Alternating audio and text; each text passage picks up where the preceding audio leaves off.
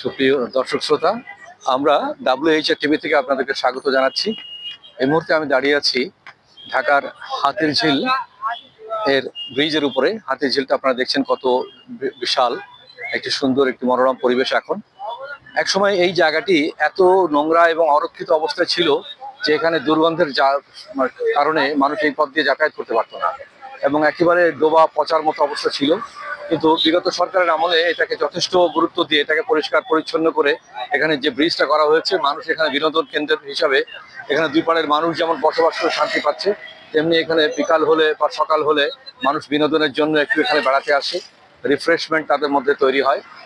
এই হাতিরঝিলটার একটি ইতিহাস আছে, আপনারা জানেন। হাতিরঝিলটা একদা এখানে নবাবদের, ঢাকার নবাবদের হাতি তারা পুষতেন। সেই হাতি গোসল করাতে নিয়ে আসতো।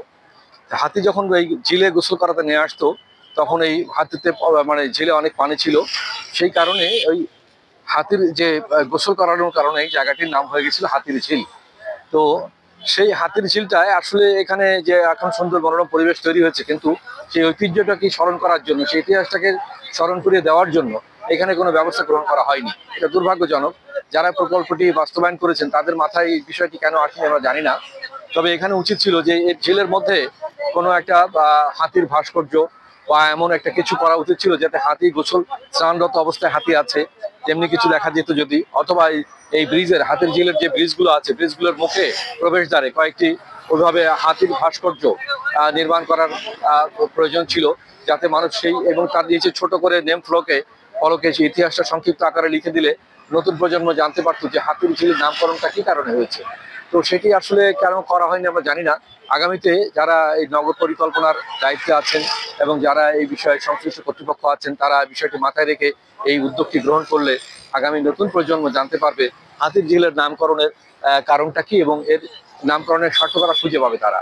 আর আমরা আশা করি এই যে ঝিলটা, এই ঝিলের মধ্যে কৃত্রিমভাবে জোয়ার ভাটা সৃষ্টি করা যায় কিনা এবং এখানে মৎস্য প্রজননের জন্য যদি ব্যবস্থা যদি করা হয়, এখানে মৎস্য চাষের জন্য যে একটা ভালো একটা সুন্দর ব্যবস্থা গড়ে উঠতে পারে।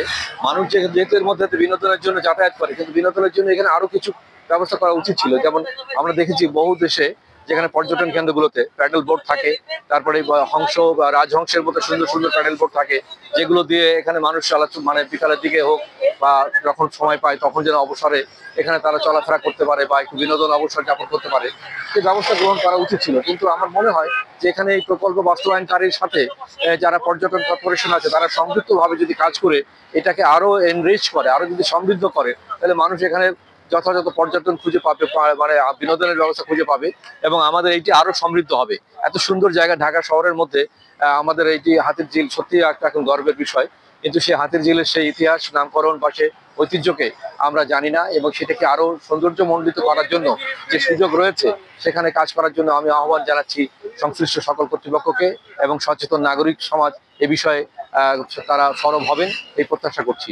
সবার সুস্বাস্থ্য এবং কল্যাণ কামনা করছি। অসংখ্য ধন্যবাদ।